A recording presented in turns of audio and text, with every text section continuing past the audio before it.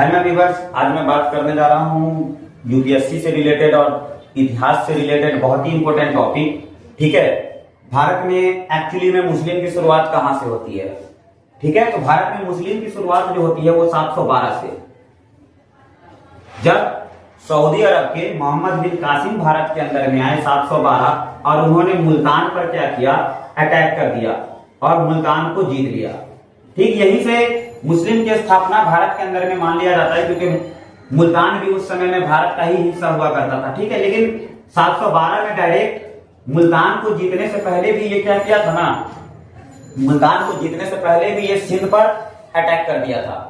तो सिंध पर अटैक करने के पीछे आखिर मोहम्मद बिन कासिम का क्या मकसद रहा होगा, तो वो हम थोड़ा पहले डिटेल में जान लेते हैं। तो देखिए, एक्चुअली में हुआ क्या था कि श्रीलंका से ना एक जहाज निकला था।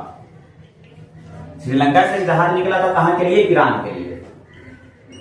ईरान के लिए जहाज निकला, बीच में आ जाता था सिंध, क्योंकि वही एक रूट हुआ करता था उस समय का। ज्यादा तो रूट था नहीं, और पुराने जमाने में आप जानते ही हैं कि ज्यादातर सी रूट ही यूज किया जाता था। तो सिंध जब एरिया में पड़ा ना, तो यहाँ के राजा थे ताहिर सक्सेना। ठीक है, यहाँ के राजा थे ताहिर सक्सेना।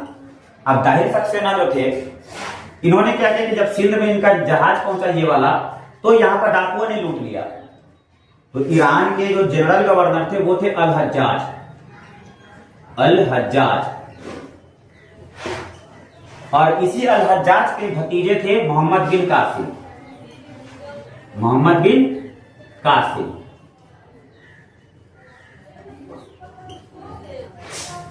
मैं रफ टाइम आपको समझा रहा हूं, बट आप जूनियर लेवल के नहीं हैं, तो आप इतना छोटा सा टॉपिक को आप समझ सकते हैं कि मैं एक्चुअली में क्या कहने की कोशिश कर रहा हूं। ठीक है, तो क्या होता है ना कि जब ये इसको लेटर भेजता है कि आप मेरा जो सामान लूटा गया है या जो बर्बाद हुआ है उसका आप हर्जाना भर दीजिए, भरपाई कर दीजिए।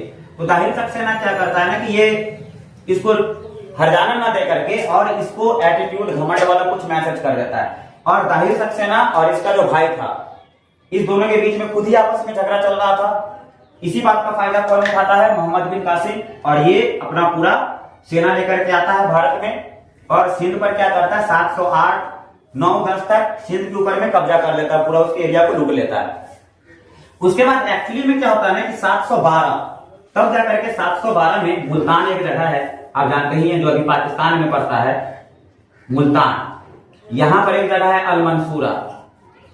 तो भारत में आने के बाद ना ये सबसे पहले क्या किया कि मुल्तान को जीता, और 712 ईस्वी में क्या किया कि अल मंसूरा को भारत की राजधानी बना दिया।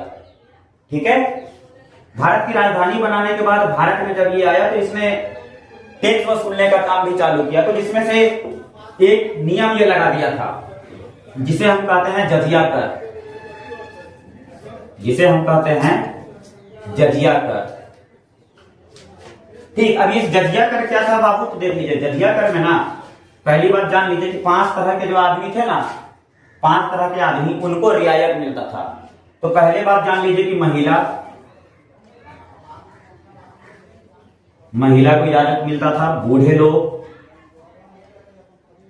ठीक है, उसके बाद ब्राह्मण लोग, इनको जो होता था इनको छूट मिलता था।